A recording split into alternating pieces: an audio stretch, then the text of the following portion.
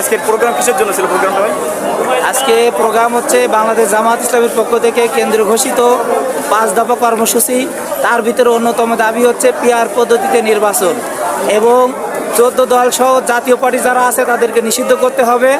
পাশাপাশি আমরা জুলাই সনদকে আইনি ভিত্তিতে রচনা করার জন্য সাংবিধানিক স্বীকৃতি চাই এবং এর পাশাপাশি আগামী নির্বাচনে যাতে লেভেল প্লেয়িং ফিল্ড তৈরি হয় সেই দাবিতে বাংলাদেশ জামাত ইসলামীর পক্ষ থেকে সাতক্ষীরা জেলার পক্ষ থেকে মাননীয় জেলা প্রশাসকের কাছে আমরা স্মারকলিপি দিতে চাই এবং এই স্মারকলিপিটা আমরা মাননীয় প্রধান উপদেষ্টার কাছে পৌঁছাতে চাই।